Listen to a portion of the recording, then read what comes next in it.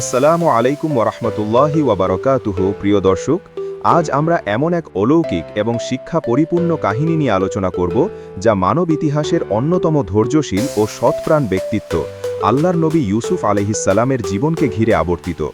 তার জীবনে এমন এক কঠিন পরীক্ষার মুহূর্ত এসেছিল যখন তিনি নিরপরাধ হয়েও কারাবন্দী হয়েছিলেন, কিন্তু সেই কারাগারী হয়ে উঠেছিল তার জন্য তাকওয়া, দাওয়াত এবং আল্লাহর ওপর অগাধ ভরসার এক বিশ্ববিদ্যালয়।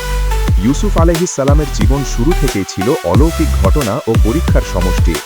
ভাইদের চক্রান্তে তাকে কূপে ফেলা হয়, এরপর তিনি দাসে পরিণত হন। মিশরের আজিজের বাড়িতে তিনি বড় হন, যেখানে তার রূপ ও চারিত্রিক সৌন্দর্য মুগ্ধ করে তোলে আজিজের স্ত্রীকে।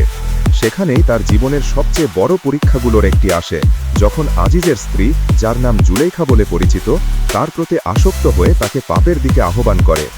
আল্লাহর নবী ইউসুফ আলাইহিসসালাম সেই পাপের প্রস্তাব প্রত্যাখ্যান করেন। তার সামনে দুটি পথ খোলা ছিল, হয় পাপের কাছে আত্মসমর্পণ, নয়তো তার পরিণতি ভোগ করা। ইউসুফ আলাইহিসসালাম সজ্ঞানে সচেতনভাবে দ্বিতীয় পথটি বেছে নেন। তিনি আল্লাহর কাছে এই বলে প্রার্থনা করেছিলেন, ক্বালা রব্বিস সিজনু আহাব্বু ইলাইয়া মিম্মা ইয়াদউনানি ইলাইহি, সূরা ইউসুফ আয়াত 33। সে বলল, হে আমার রব, তারা আমাকে যেদিকে আহ্বান করছে তার চেয়ে কারাগারই আমার কাছে বেশি প্রিয়। চিন্তা করুন, একজন নিরপরাধ ব্যক্তি যিনি পাপ থেকে নিজেকে বাঁচাতে আল্লাহর কাছে কারাগারকে বেশি পছন্দ করলেন। এটি কেবল তাকওয়ার সর্বোচ্চ দৃষ্টান্ত নয়, বরং আল্লাহর ওপর তার দৃঢ় আস্থার প্রমাণ। তিনি জানতেন দুনিয়ার ক্ষণস্থায়ী আরামের চেয়ে আল্লাহর সন্তুষ্টি অনেক বেশি মূল্যবান। ইউসুফ আলাইহিসসালাম যখন কারাগারে প্রবেশ করলেন, তখনও তার উত্তম চরিত্র এবং জ্ঞানী সত্তা তাকে অন্যদের থেকে আলাদা করে রাখল। কারাগারের অন্ধকার প্রকোষ্ঠ তার দাওয়াতের কাজকে থামাতে পারেনি।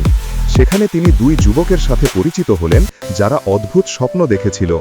ইউসুফ আলাইহিসসালাম তাদের স্বপ্ন ব্যাখ্যা করার আগে তাদের একত্ববাদের দিকে আহ্বান করলেন, যা তার দাওয়াতের মৌলিক ভিত্তি ছিল।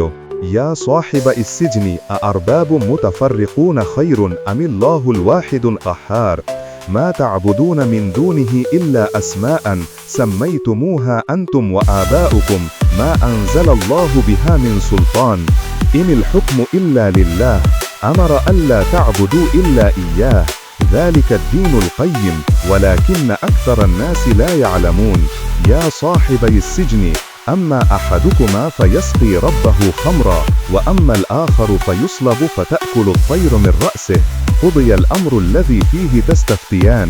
হে আমার কারাগারের দুই সঙ্গী, তোমাদের একজনের কথা হলো সে তার প্রভুকে মদ পান করাবে, এবং অন্যজনের কথা হলো তাকে শুলিতে চড়ানো হবে এবং পাখিরা তার মাথা থেকে খাবে।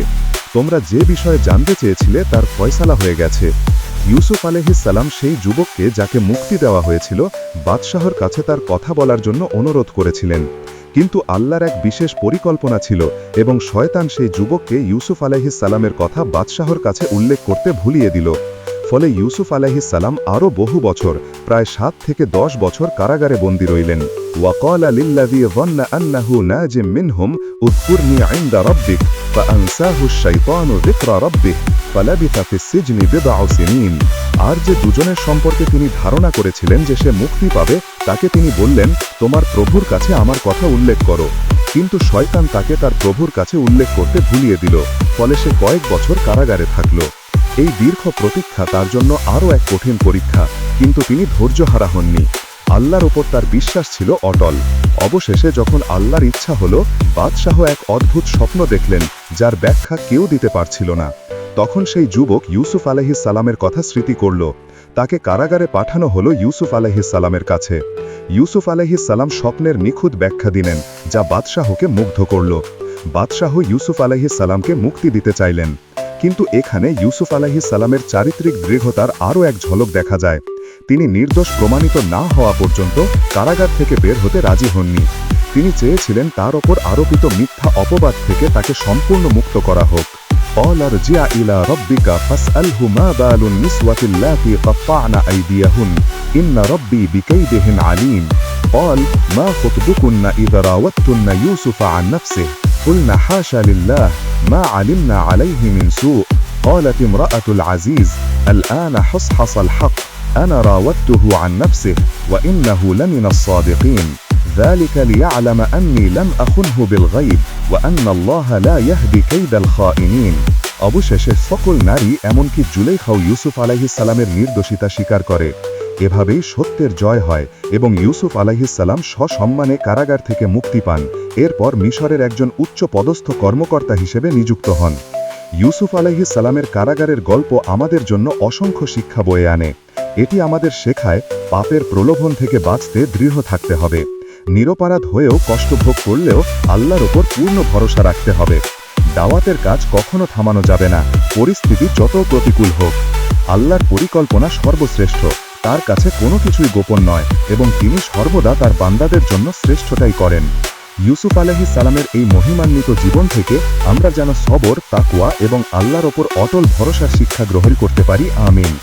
যদি ভিডিওটি ভালো লেগে থাকে তবে একটি লাইক দিন, কমেন্ট করে আপনার অনুভূতি জানান এবং অবশ্যই আমাদের চ্যানেলটি সাবস্ক্রাইব করে পাশে থাকুন। আল্লাহ হাফেজ।